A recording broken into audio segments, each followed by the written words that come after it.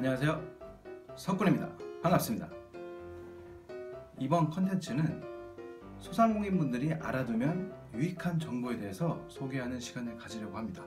앞으로 소상공인분들한테 도움이 되는 정보를 하나씩 모아서 소개해 드릴 텐데요. 오늘은 그 첫 번째 시간입니다. 주변에 소상공인분들이 상당히 많은데, 그럼 대체 어떤 분들을 소상공인이라고 칭하는지 잘 아시나요? 아시는 분도 있을 테고 모르시는 분도 상당히 많으실 겁니다. 모르시는 분들을 위해서 제가 소상공인 분들에 대해서 소개해 드리도록 하겠습니다.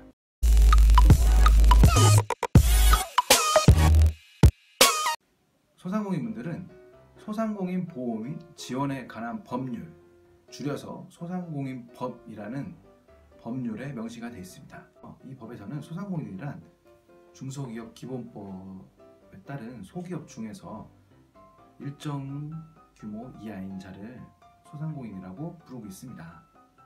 그렇다면 중소기업 기본법에서 말하는 소기업이란 무엇인지 궁금하시죠? 간단하게 중소기업 기본법에서 말하는 소기업이란 어떤 기업을 말하는지 한번 먼저 살펴보고 소상공인에 대해서 다시 한번 계속해서 살펴보도록 하겠습니다. 중소기업을 육성하기 위해 만든 중소기업 기본법에는 평균 매출액이 일정 금액 이하이면서 자산 총액이 5천억 원 이하인 기업을 중소기업이라고 하는데요. 이 중소기업도 중기업과 소기업으로 분류가 됩니다.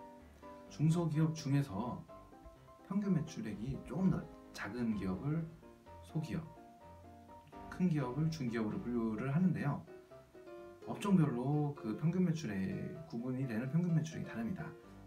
업종별로 몇 가지만 사례를 설명을 드리면요, 건설업을 말씀드려 볼게요. 건설업 주변에 많잖아요. 평균 매출액이 1천억 원 이하인 경우에는 중소기업으로 분류가 되고요. 이 중에서도 평균 매출액이 80억 원 이하인 기업은, 중소기업은 소기업으로 분류가 됩니다. 그렇다면 평균 매출액이 1,000억 원 이하이면서 80억 원을 초과하면 중기업, 나머지는 소기업, 이렇게 분류가 되는 것이고요. 건설업 말고 또 주변에 많이 있는 업종이 뭘까요?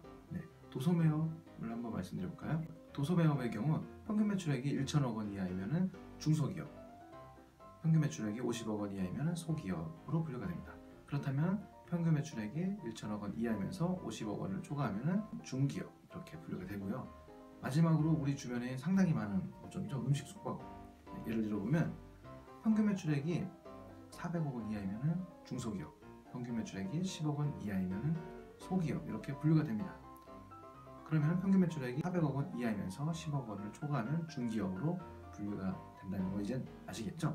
지금까지 간략하게 중소기업에 대한 분류 방법을 말씀드렸고요. 다시 소상공인으로 넘어와서 제가 모두에 소상공인은 소기업 중에서 일정 요건을 갖춘 기업을 소상공인이라 한다고 말씀드렸습니다. 그 요건은 뭐냐면은 상시 근로자 수가 10인 미만이어야 됩니다. 모든 업종이 10인 미만은 아니고요. 10인 미만에 해당되는 업종은 광업, 제조업, 건설업, 운수업, 이렇게 딱 4가지 업종입니다. 이 4가지 업종은 상시 근로자 수가 10인 미만인 경우에는 소상공인으로 분류가 됩니다. 10인 미만이니까 10인은 소기업이고요. 10인 미만 9명 이하가 소상공인으로 분류가 됩니다. 그리고 나머지 업종들 상당히 많죠. 도소매업도 있을 수 있고 음식 숙박업, 서비스업, 이런 업종들은 10인 미만이 아니라 5인 미만인 경우에 소상공인으로 분류가 되고 5인 이상부터는 그러면 소기업으로 분류가 된다는 의미입니다. 간단하죠? 그렇다면 상시 근로자 수는 어떻게 산정하냐, 이 부분도 궁금하실 수 있잖아요. 이 부분도 간략하게 말씀드리겠습니다. 상시 근로자 수를 산정하는 방법은 그 업체의 업력에 따라 조금씩 다를 수 있습니다. 크게 4가지로 구분이 될 수 있는데요. 첫 번째는 오랫동안 사업을 하신 분의 케이스가 있겠고요. 두 번째는 바로 창업을 한 경우가 있습니다. 이번 달에 바로 창업을 한 경우가 있을 수 있고요. 세 번째는 창업한 지 12개월이 안 된 경우, 네 번째는 창업한 지 12개월이 간 넘은 경우가 있는데, 상시 근로자 수를 산정하는 방식이 약간 다릅니다. 이 부분을 살펴보면, 첫 번째, 오랫동안 사업을 하신 분은 상시 근로자 수는 직전 연도 1월부터 12월까지 매월 말 상시 근로자 수를 다 더하고 12달로 나눠줍니다. 예를 들어서 작년에 1월부터 12월까지 매월 변동 없이 종업원이 3명 있었어요. 그러면은 상시 근로자 수는 1월 3명, 2월 말 3명, 3월 말 3명, 12월 말까지 3명 다 더하면 36명이고 그 36분을 12개월로 나눠주면 됩니다. 결국에 3명이죠. 이게 상시 근로자 수를 산정하는 방식입니다.